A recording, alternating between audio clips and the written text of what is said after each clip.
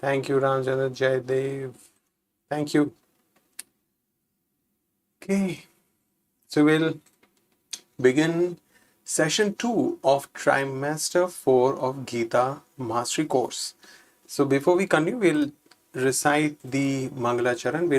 Let's offer our respectful obeisances unto Srila Prabhupada, our preeminent Siksha Guru, and to the Guru Parampara, Lord Chaitanya and his associates, Radha Krishna, and all the devotees of the Lord.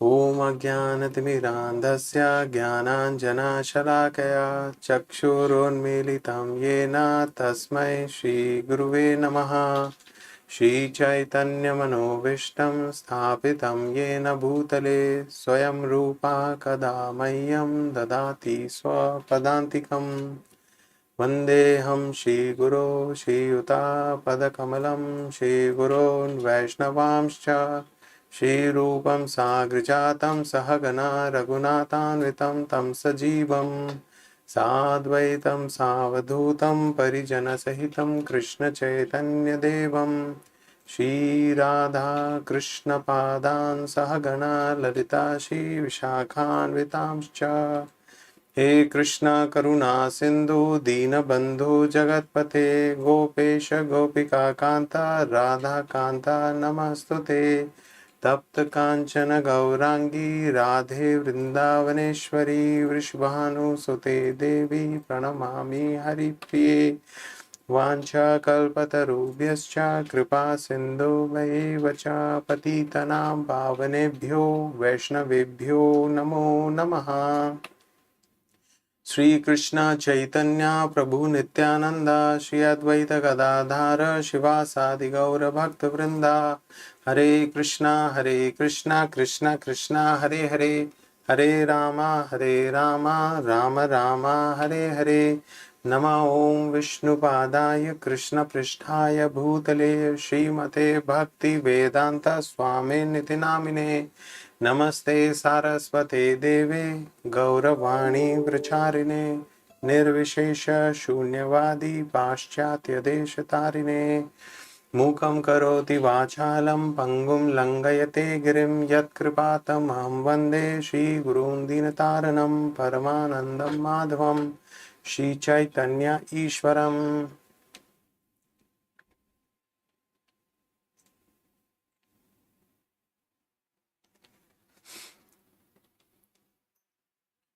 So I welcome you back, and we have a Gita Rewind. Gita Rewind is a quiz based on what we discussed in the previous session. So it's coming onto your screen, and I'm just launching this poll so that you can attend the quiz. And the quiz is live, so please take your time. Carefully read the question, the options, and then mark the best option. And after that, you please mark your attendance. Hare Krishna.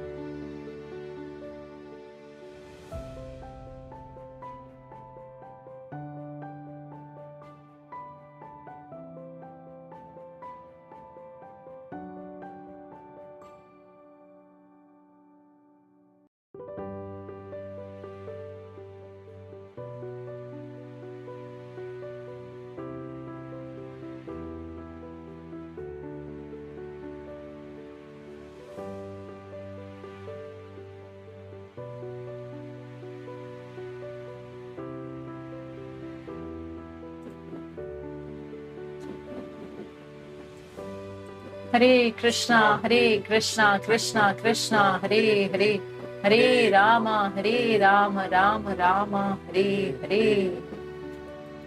Question number 1. What is the nature of the knowledge which Krishna is sharing? So this knowledge is supreme, transcendental and beneficial to all. Correct answer, all of the above. Question 2. Krishna gave this knowledge to Arjuna because Arjuna is a dear friend. So that is the correct answer. First option is the right answer. Question number 3. To get free from sins, one must understand Krishna as unborn, supreme lord of all the world and beginningless. So again, all of the above. Question 4. Various qualities in a living being originate from Krishna. So Krishna explained that in a particular verse. Question 5. Couple of verses actually. Question 5. Krishna is the source of all material and spiritual world. So option 1 and the last option should have been none of the above, and it is all of the above. So anyway, so those of you who marked the first one and the last one, you got the right answer. Question 6, Matchitta refers to remembering Krishna, and that is the right answer. With reference to 10.9, one gets satisfaction and transcendental bliss by worshipping Krishna with all hearts. Tushyanti cha ramanti cha. Question 8, the analogy of young boy and girl is given to explain devotees' attachment to Krishna. Question 9, Krishna gives the required intelligence to those who are doing devotional service, always engaged without a break and serve with affection. So all of the above. Question 10, Lord destroys all the ignorance from the heart. So that is, second option is the right answer. So I hope you could get most of the answers correct. So moving ahead in this chapter on the opulence of the absolute, last session was a very, very important session because there we discussed the Chatur Shloki Bhagavad Gita, or the essence of entire Bhagavad Gita, in just 4 verses. So those were the memory verses 8, 9, 10 and 11, where Krishna talks directly about himself like never before. So he directly spoke there, Aham sarvasya prabhavo mattah sarvam pravartate, that everything emanates from me and I am the origin of all the spiritual and material world. And then he also explains that the devotee who knows this, what do they engage in and how Krishna reciprocates with such devotees. Now here, getting into the next section, so Arjun has heard everything and Arjun is very enamored and he is very excited to hear, like all of us are very excited. So now in his excitement, this particular section is titled, Tell Me More. So Arjun wants to know more about Krishna's opulence because now Krishna has started speaking about himself. So let's get into this section, verse number 12 to 19. Arjuna vacha param brahma param dhama pavitram paramam bhavan purusham shashvatam divyam Adidevam ajam vibhum ahustvam rishayah sarve devarshir naradastatha asito devalo vyasah swayam chaiva pravishime. So here, after listening to these 4 essential verses of Bhagavad Gita, what is Arjuna saying? What is Arjuna saying? He is declaring Krishna as the supreme personality of Godhead. He is saying Param Brahman. So he is saying that, oh, you are the supreme Lord. Param Dhama. You are the supreme abode of everything. Everything rests on you. The whole universe. This whole universe, the other universes, the entire material world, the spiritual world, you are the resting place of everything. Pavitram, you are pure. Pure, you are beyond the modes of material nature. You are not contaminated by Sattva gun, Rajogun or Tamogun, unlike all the living entities within the material world. And then he says, Paramam Bhavan, you are the supreme purifying agent. So like that, there are so many words with which Arjuna is glorifying the Supreme Lord. He is highlighting those wonderful qualities of the Lord. He's saying, Purusham, you are the supreme enjoyer. So this word Purush is used, and usually we understand this word as male, Purush or Mahila, they say in Hindi. So, Purush. Stri Purush. Purush usually understanding is it refers to male, but Purush actually refers to the supreme personality of Godhead, that he is the supreme enjoyer. Shashvatam means you are the original, you are eternal. Divyam, you are transcendental. You and your form, there is no matter. It is not made up of anything material. It is completely divine. It is completely spiritual. Adi Devam, you are the original supreme personality of Godhead, and everything else has come from you. Ajam, you are unborn. Vibhum, you are the greatest. So if we look at these beautiful qualities of the Lord, Arjun has so ecstatically and spontaneously he has glorified the Supreme Lord. So here is a point where Arjuna accepts Krishna as a Supreme Lord. And then, as if that is not enough, because some may feel, they were friends, no? Still some time back. And it seems that Krishna is speaking something, and now Arjuna has begun to flatter him. And therefore, Arjuna goes forward and he says, starts giving references of great sages, great rishis, Dev Rishi, Narad, Asit, Devala, Vyasadev. And he says, they all actually accept you as the supreme personality of Godhead. So Arjuna said, you are the supreme personality of Godhead, the ultimate abode, the purest, the absolute truth. You are the eternal, transcendental, original person, the unborn, the greatest. All the great sages such as Narad, Asita, Devala, and Vyas confirm this truth about you, and now you yourself are declaring it to me. So Arjuna is ecstatic. He's so happy that what he had heard from great sages is now being personally confirmed by the Supreme Lord. Personality of Godhead. So what do we learn from this? So take a moment, and what do we understand? We are at a very critical juncture in Bhagavad Gita. Now Arjuna has accepted that Krishna is the Supreme Lord. And if I, also following the footsteps of Arjuna, I also accept Krishna as Supreme Lord, I accept all Lord's statements in Bhagavad Gita as perfect, as spoken by the Supreme Lord, then actually I come in Parampara, and then actually I can understand Bhagavad Gita. Otherwise, it is not possible. So there are so many people, they try to comment on Bhagavad Gita and they do not accept Krishna as Supreme Lord. So they contradict Arjuna here. Arjuna's experience, he is hearing this knowledge firsthand. He is questioning Lord, he is understanding, and this is his understanding. So if somebody who listens to this, who hears this conversation, who reads this conversation and does not accept Krishna as Supreme Lord, then he is not authorized to speak on Bhagavad Gita. And therefore it is very, very important that there are so many people talking about Bhagavad Gita, so many people giving pravachan, so many people, sometimes I go on YouTube and there's so many people talking about it.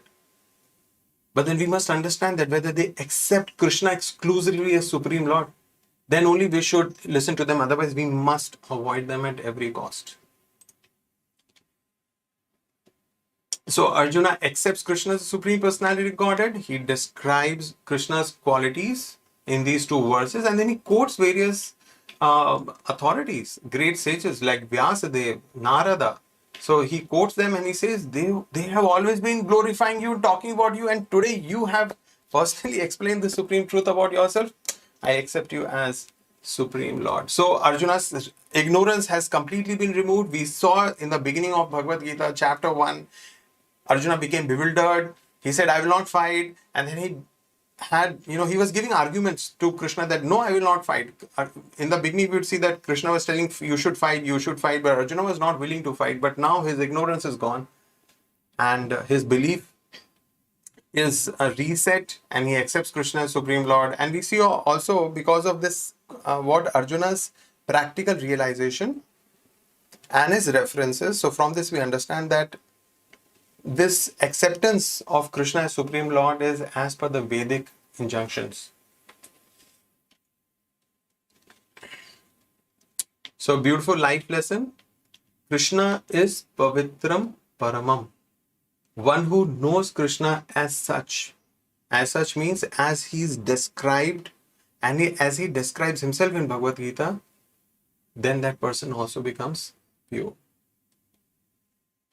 And before we proceed any further, because it's a beautiful verse, shloka number 12, it is so beautifully describing various qualities of Krishna. And what happens is when we hear about these qualities, it gives us thought for meditation. We can think about Krishna. We remember Krishna when we remember these qualities. So in an effort to remind ourselves of Krishna always, constantly, we are coming up with a series of Always Remember Krishna. So therein we would be posting you one flyer every day, one name of Krishna. It's a phone screensaver. It's a screensaver. Yeah, we have designed it in a manner that it just perfectly fits in on your phone wallpaper. So every day we would be sending you one different based on the 1,000 names of the Supreme Lord. So each day one name and its meaning and its significance, so that we can always remember Krishna. So 6 days a week we would be sending you, starting from Monday, Krishna willing. So every day you would receive that, and Sunday, based on that, we would have a quiz on our website. So we will give you a link. You just click there and you do the quiz also. So this is coming up from Monday, so that we always remember Krishna. Those who are not in the WhatsApp group, they can. And those who are not a part of our WhatsApp or our Telegram group, please join it, because this information would be posted on a daily WhatsApp and Telegram group. So here, just one more point. Here Krishna this life lesson talks about that if we know Krishna, we become pure. So this is also important. Sometimes willingly, sometimes unwillingly, we commit some sinful activities. We commit some activity for which we are very guilty. And then we think how we can remedy it, how we can purify ourselves. We may do some prayashchitta, we may repent, we may do many things for that. But then the point is, we may commit it, we may repent, we may do prayashchitta, but that sinful tendency does not leave us. And it is only a matter of time that we may commit it again. But if we become Krishna conscious, if we remember Krishna, Krishna is Pavitram Paramam. So Krishna not only relieves us from those sinful reactions, the best part is that Krishna purifies us of those sinful inclinations also. That tendency to commit sin also is erased from our heart. So that is how powerful, supremely powerful is Lord. And the best process Prabhupada mentions again and again in his purpose is to chant Hare Krishna, Krishna Krishna, Hare Hare, Hare Rama, Rama Rama, Hare Hare. And from this also we understand that Krishna is supreme existence, free from bodily needs, birth and death.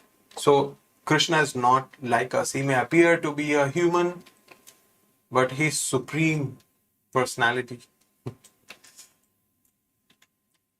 Sarvam etadritam manye yanmam vadasi keshava nahi te bhagavan vyaktim vidur devana danavaha. O Krishna, I totally accept as truth all that you have told me. Neither the demigods nor the demons, O Lord, can understand your personality. So now here, this is the best way of communication. That if I agree, then I very explicitly make it very, very clear to the other person that I am agreeing to it. So in verse number 12 and 13, Arjuna glorifies Krishna, and then here he is using these words, Sarvam etadritam manye. He's saying that I totally accept it as truth. So I do not have any doubt, and I am completely accepting you, that you are the Supreme Lord. Also he mentions, because Krishna has mentioned in the previous section we saw, so here he is confirming that also, that it is very difficult to understand you. The Devatas and the Danavas, both are so powerful and they are so great, much, much greater than human beings. Much, much powerful or strong than human beings, and yet even they are unable to understand. So how can people like you and me can understand Krishna? So he is saying that yes, I agree that you are Supreme Lord, and I also agree that it is very difficult to understand your personality. So Arjuna totally accepts all statements of Krishna as truth. Whatever you have told Krishna, I agree. Whatever you have said, I accept it as truth. And if we want to understand Bhagavad Gita and we want to live Bhagavad Gita and we want to take certain things home and transform our lives for a happy tomorrow, then we must also agree here with what Krishna is saying and how Arjuna is reacting to it. So it is not that we accept one part of Bhagavad Gita because I like it and reject other part of Bhagavad Gita because, that's difficult, I don't understand, I don't agree with it. Sometimes people have that kind of an attitude towards Bhagavad Gita. So if I like or I don't like, when I accept, I have to accept whole Bhagavad Gita like Arjuna is accepting here. So to properly understand Bhagavad Gita, one must imbibe the mood of Arjuna. This is not an option. And accept Bhagavad Gita entirely. Accepting some parts and rejecting another part is offensive. So I say that yes, Krishna is the Supreme Lord, and I also treat others as Supreme Lord. So which means that I am accepting it partially because Krishna is making it very clear categorically that Devatas are different from me. So we accept everything completely. Swayam evatmanatmanam vettatvam purushottama bhuta bhavana bhutesha deva deva jagatpate. Indeed, you alone know yourself by your own internal potency. O Supreme Person, origin of all, Lord of all beings, God of gods, Lord of the universe. So one cannot know Krishna, and if one does not know Krishna, one should not comment on Bhagavad Gita. Here Arjuna is saying that you alone actually know yourself by your own internal potency. So Krishna is covered by his Yog Maya potency, and not everybody can know him. Actually, Krishna is infinite. All his powers and potencies are infinite, and therefore it is impossible for anyone to know Krishna completely. It's Krishna alone who knows himself. Swayam. You only know yourself actually. And what is then Arjuna saying? You're saying you are Purushottam, you are the best, you are the supreme most of all Purushas or the enjoyers. You are Bhut Bhavana. So you are the origin of all living entities. You're not just the Supreme Person, but you are the origin of all personalities. And not just that all living entities come from you, you are their master also. You are Bhutesh, you are their master. And not just of the living entities, but also Devas, also the demigods, the gods. You are God of gods. And not just that, the entire universe belongs to you. So this is how beautifully Arjuna is speaking gradually from Purushottam to Jagatpate, how that not just this, but actually the entire universe is under you. So only Krishna knows himself fully, and of course his devotee by the grace of the Lord. Others cannot know Krishna completely. And what is Arjuna's realization? So in this verse, Arjuna is actually sharing his realizations. He's not just speaking some bookish knowledge.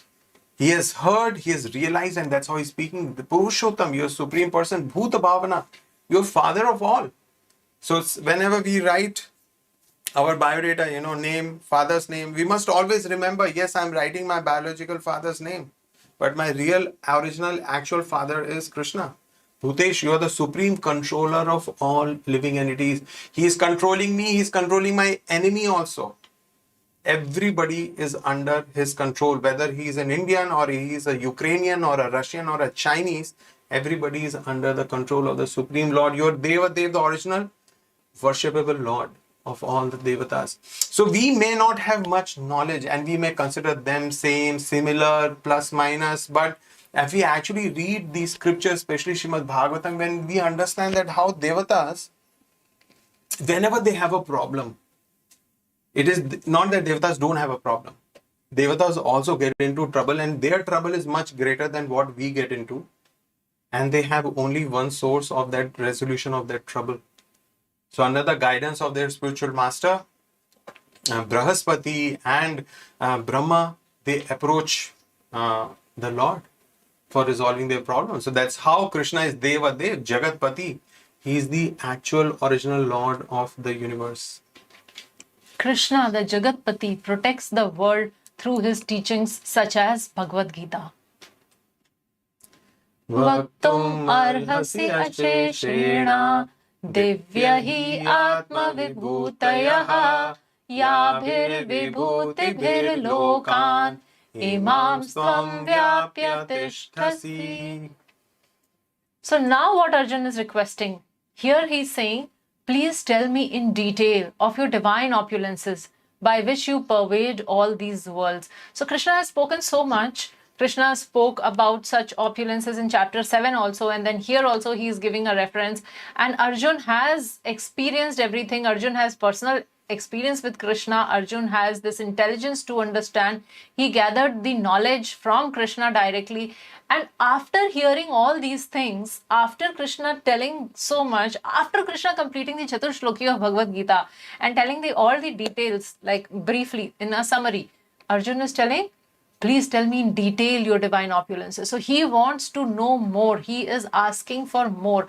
And why is he asking for more? He is asking for more because he wants everyone to understand. He is asking for our benefit. He is also asking that if a person is a materialist person who's grossly engaged in money matters, how can such a person see you? How can an impersonalist see you? A person who does not believe in form of the Supreme Lord. How can such person perceive you? Or how a person who is not interested in you so much, how can he perceive you? So for that he is asking here that tell me more. He's asking to give more reasons. So Arjun is completely convinced. He's asking for the benefit of others. So he's asking for people would come later on, and when they read just the Chaturshloki of Bhagavad Gita, and they may start thinking that, like, how Krishna is saying like this, that everything comes from me. What does he mean? So for such people, Arjun is asking here, tell me more. I want to know more. And actually, so this is one reason, sorry. And then second, as I was telling, that how impersonal or all-pervading feature arise from personal form of the Lord. So how can we understand this? That the impersonal and the personal form of the Lord, how they are interconnected, how do an impersonalist see you? So this is the sort of external reason. Plus also Arjun is asking this for the devotees, because devotees enjoy hearing more about Krishna. They, in the coming verses, Arjun would talk about that it is such nectarian to hear about Krishna is nectar for devotees. So for materialist, how do they see Krishna? For impersonalist, how do they still see Krishna, though they don't believe in the form of Krishna? And for the devotees of the Lord, again, Arjun is asking, because that brings so much of joy. Tushyanti cha ramanti cha. Katham vidyamaham yogims tvam sada parichintayan keshu keshu cha bhaveshu chintyosi bhagavan maya. O Krishna, O Supreme Mystic, how shall I constantly think of you? And how shall I know you? In what various forms as you are you to be remembered, O Supreme Personality of Godhead? So here we this very important point, that even if at least most people, except if they are atheists, most people understand that there is some supreme power. They may not know who that supreme power is, but they understand this basic point that there is some supreme power. So many people think about God, they understand that God is great, but they do not know how God is great. So here this particular section is very enlightening, and then we ourselves become very invigorated in our knowledge of the Lord and how He pervades this entire universe, how everything is resting on Him. So that is very invigorating for us, and of course it helps us to inspire others to have more faith in the Supreme Lord. So here we see here it is mentioned Keshu Keshu cha Bhaveshu. So how you are manifest in this material, what are the different forms that you take in this material world, so that if I hear about this and I can think about this, then and I understand that all these things in this material world are coming from you, connected with you, which means I can meditate on you.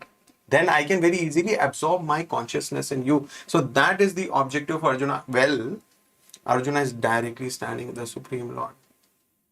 So he does not need to look at other things to remember Krishna. But actually, he is a great devotee and he is having compassion on all of us, so that we somehow hear all of this and then we improve our absorption in the Supreme Lord. So what is the general process for a common man to know Krishna? One, understand what happens in their case. A common man understands matter but does not understand spirit. When you talk about soul, they will get back to you. They'll snap back at you. You have seen soul? Or you talk about God, What they will is the say, proof? what is the proof? And if you talk about God, they say, God exists. Show me God.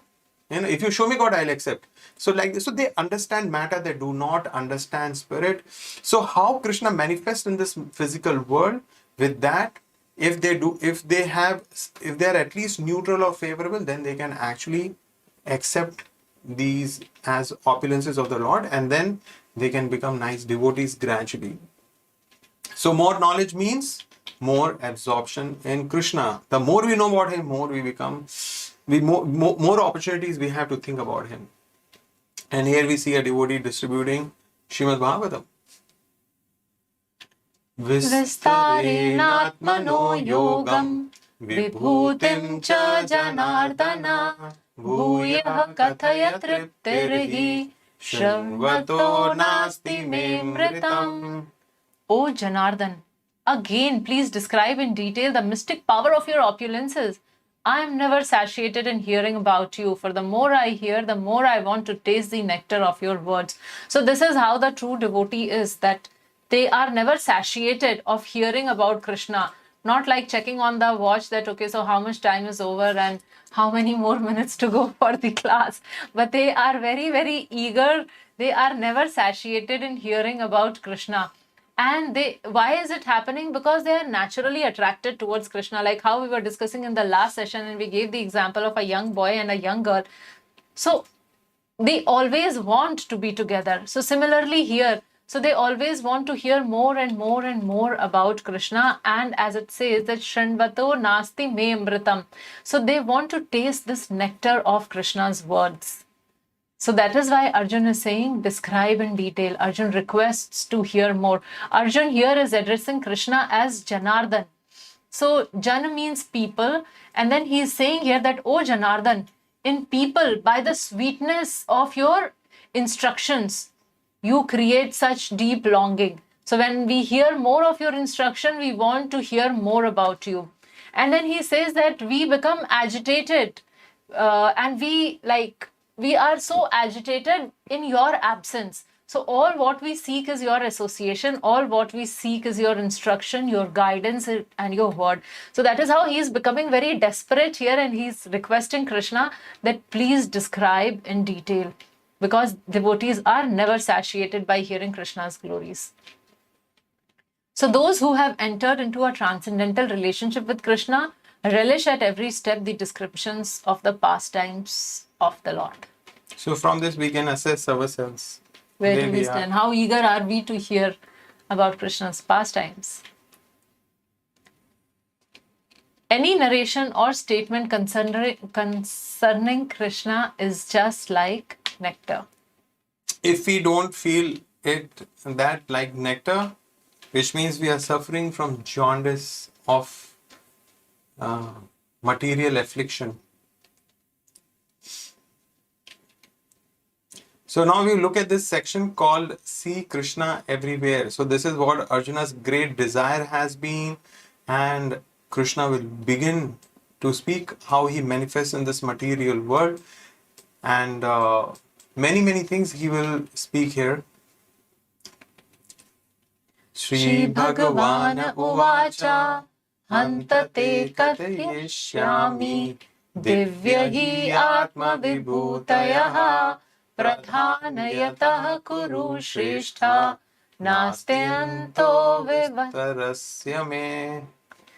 The The Supreme Supreme Personality of Godhead said, yes, I will tell you of my splendorous manifestation, Atma Vibhutaya. Yes, Arjuna, you asked me, I will tell you of my Atma Vibhutaya, my splendorous manifestation, but only of those which are prominent, Pradhan, those who are the main. I'll tell you about my main Vibhutis, Atma Vibhutis, I'll tell you the main ones, O Arjuna. Why will I tell you only main ones? Nasti anto vistarasya me. My opulences are limitless. So it is not possible to enumerate all of them. So I'll just tell you the main ones. So this is what Krishna is telling. My opulences are limitless. And just the prominent ones, Krishna is going to share with all of us. The senses of the individual soul are limited and do not permit him to understand totality of Krishna's affairs. So from this verse, I really like this image. So, we are trying to know this world. We are trying to improvise our sight and our other senses with the help of gadgets, but they're all limited as our senses are limited. So there is a limit beyond which we cannot really understand. And here Krishna is telling Arjuna. Arjuna is a very, very an eternal associate of the Lord, and still Actually, in this verse, he's being addressed as Kuru Kshetra. Kuru Shrestha, Shrestha. the Yeah. best of the Kurus, the best of the Kurus, so exceptionally exceptional personality, and still Krishna is saying, you cannot know everything. It's infinite. How can you know the infinity? So that's what Krishna is telling here. So the point is that what about devotees? Devotees understand Krishna is infinite, but still they would like to know some part of that infinite. Aham Atma Gudakesha Sarvabhutashaya Stitaha Aham Adishcha Madhyam Cha Bhutanamanta evacha. Aham Adi Madhya Bhutanam Ant. So Adi Madhya Ant. Krishna is the beginning, the middle, and the end of all being. So he says, Aham Atma Gudakesha. I am the super soul, O Arjun, seated in the hearts of all living entities. I am the beginning, I am the middle, and the end of all beings. I hope all of you are making note of these very, very significant verses. Krishna is himself identifying that he is actually the Paramatma residing in our heart. So we see here that Paramatma residing in our heart is Shirodakshai Vishnu. So in this material world, let's start from the bottom of this slide. In this whole material portion of this whole creation, the Lord expands. Krishna expands as Balaram, and he further expands into Karano Dakshai Vishnu, the one we see the expansion of the Lord at the bottom of the slide. And from him emerges the universes. And then the same personality enters into each universe as Garbho Dakshai Vishnu. So here we see in the middle picture where the Lord is residing on Ananta. From his navel arises a transcendental lotus on which appears Brahma, and from him comes the secondary creation of this material world, our universe. And then we see on the top Shirodakshai Vishnu. So Garbho Dakshai Vishnu then further expands as Shirodakshai Vishnu as the Paramatma residing in our heart. So this is the way Lord manifests in the material world as Paramatma and creates, holds, nurtures, maintains, and finally annihilates this material world. So now we are entering into a very interesting section, which we would be covering in probably next 15 minutes, the whole chapter, verse number 21 to 39. And before we get in there, so your assignment is to go through these verses in detail. So actually here Krishna is describing his vibhuti or opulences, his infinite opulences, which is like really mind-blowing and amazing. So we have picked up some of them and we are going to discuss here. But for our own meditation, we must go through the entire section and read it out. So Krishna's opulences, Krishna describes that among Adityas, he is Vishnu. So actually sun is given 12 names according to the position of the zodiac. And one of such name is Vishnu. So he is telling that among Adityas, so among the 12 Adityas, he is Vishnu. And then among luminaries, luminary means those that illuminate and they reveal things. So among the luminaries, Krishna is saying, I am the sun. So we may know luminaries like tube light, floodlight, We know LED sun. light, sun, moon, stars. So among all those things which gives light. Then he says among demigods he is Indra. Now Indra is the king of the heaven. So among the demigods Krishna is Indra. Among the senses,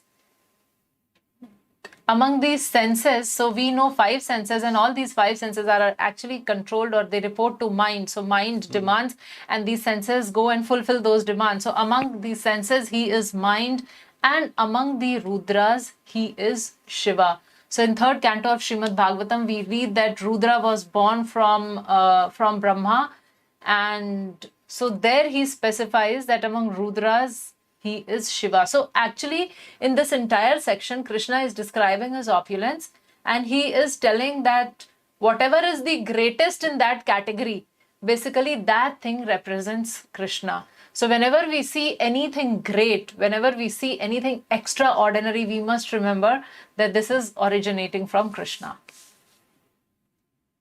Then we see that among the head priests in the universe, we are talking about universal scale, not just our earth. So the head priest is the priest of Brahaspati, because in the previous one we saw that among the devatas, Krishna says, I am Indra, and Brahaspati is the head priest of Indra. So head priest is Brahaspati is representative of Krishna. Among the army generals, Krishna says, I am Kartikeya, the son of Lord Shiva and Mother Parvati. Among water bodies, I am ocean, and among the great sages, I am Bhrigu. So Brahma is the first actually living entity who appeared in this material world, and from him came several sons. And one of those sons, there were certain sages also who appeared from Brahma, and among them the greatest is Bhrigu. And then finally, not finally, we are still in the beginning of the description. Krishna says, among vibrations or among words, I am Om. So these are the representations of Krishna to give a hint of his greatness. Krishna further describes, among living being, I am consciousness. So if we understand that we have any value till the time we have consciousness. Once the consciousness is gone, there is no value. So that is the most important element. So Krishna says, among living being, I am consciousness. Among mountains, I am Mount Meru. So now Mount Meru is famous for its rich natural resources. So Krishna is telling that among them, I am Mount Meru. He also says that among water bodies, I am ocean. Among the sacrifices, I am japa, or chanting of his holy names. Hare Krishna, Hare Krishna, Krishna Krishna, Hare Hare, Hare Rama, Rama Rama, Hare Hare. And here Krishna has said that among mountains I am Meru, but if we will read the scriptures, we will find that this Mount Meru moves sometimes. So then he is saying among immovable things, I am Himalayas. So we are very fortunate. We are born in a country. If you are an Indian, that we can actually go and see these Himalayas. They are immovable, and therefore they are actually even greater than Mount Meru. Then we have among the trees, Krishna says, I am Banyan, and that's why this tree is also worshipped as a representative of the Lord. Among sages, Krishna says, I am Narada, and among men, I am the king. And we would also notice that actually king is considered as a representative of the Lord. And among many hooded serpent, I am Ananta. So this actually word used here is Nag. So there are two different types of serpents, I guess. There is one called Nag. Nag means many hoods are there, more than one hoods. But on earth, we don't see Nag usually.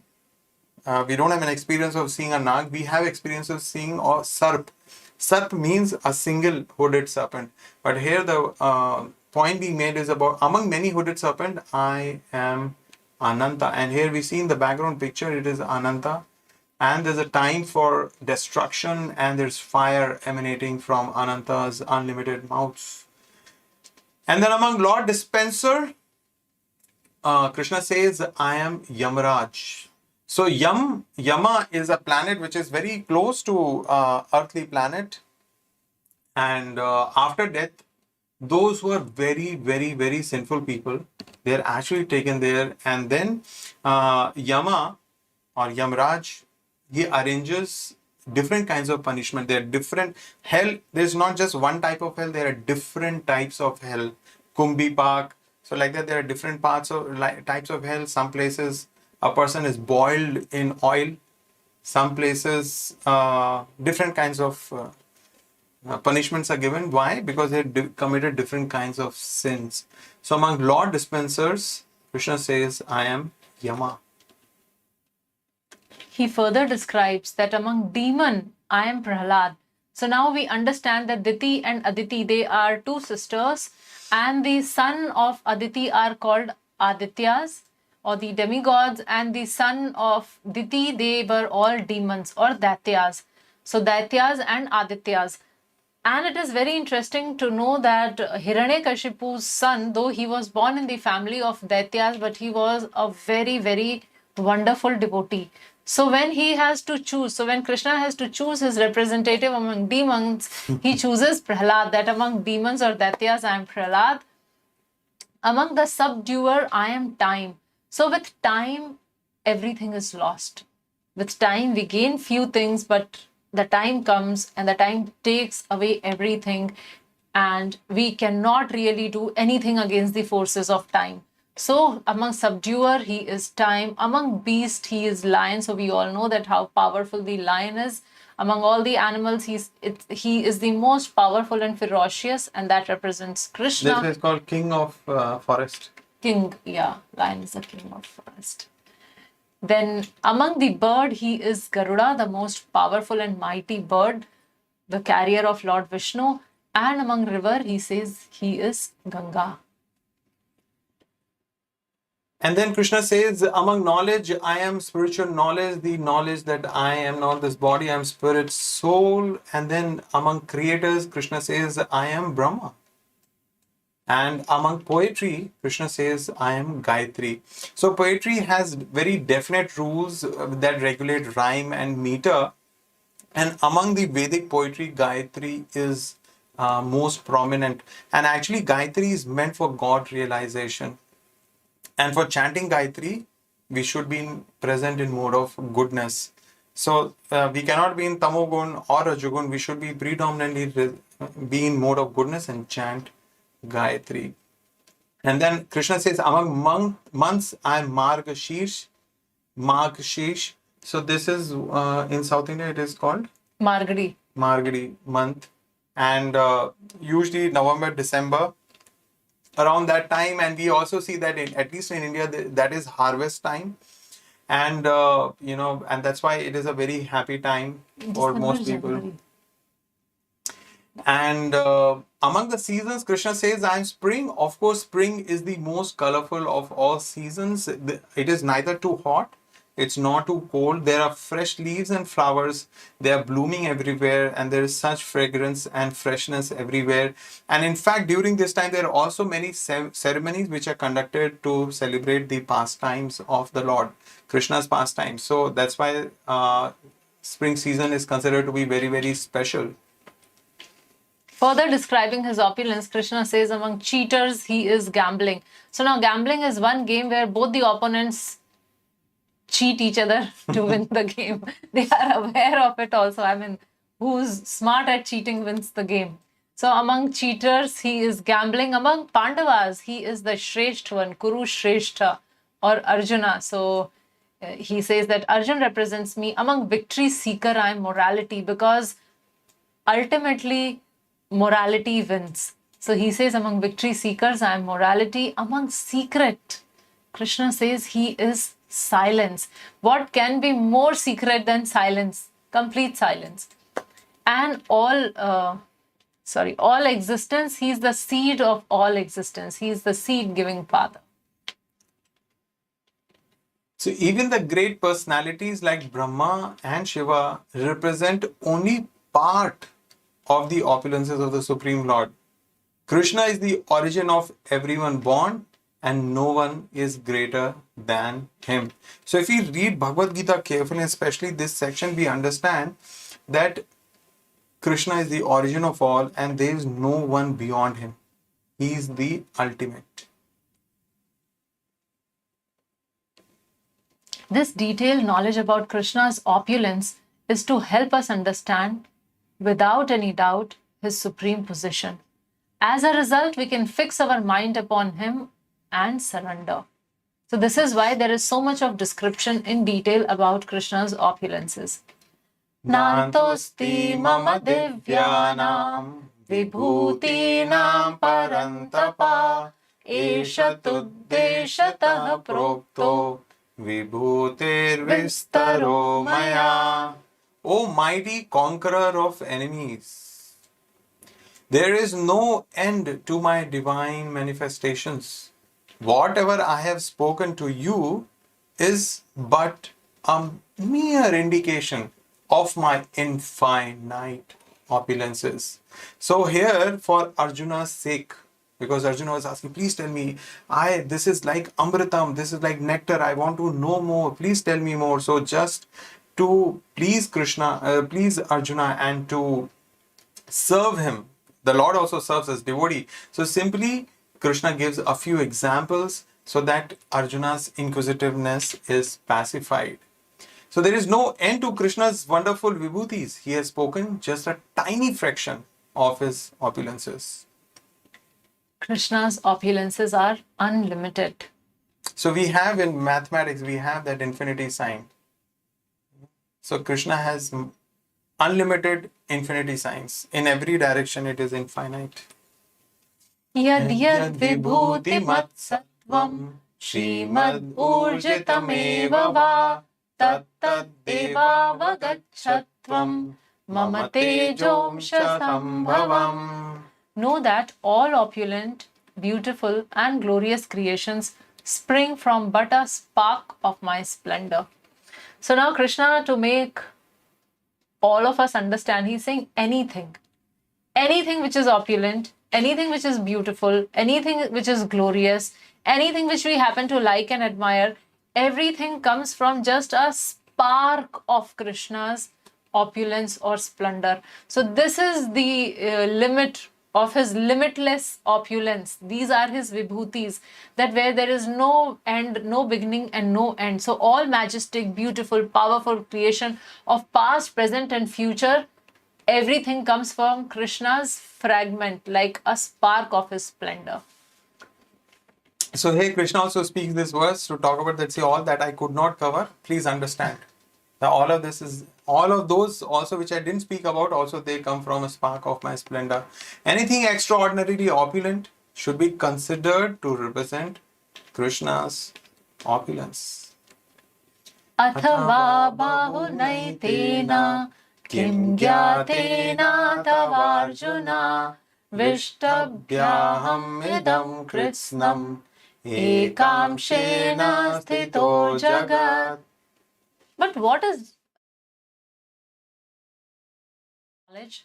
With a single fragment of myself, I pervade and support this entire universe. So we saw that beautiful slide of Karnodakshay Vishnu, Garbhodakshay Vishnu and Shirodakshay Vishnu.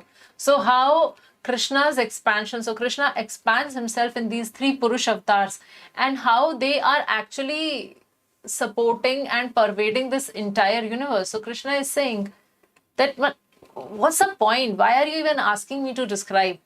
Just because of my single fragment, I am supporting the entire universe. So how, it is all like not necessary, because I cannot describe.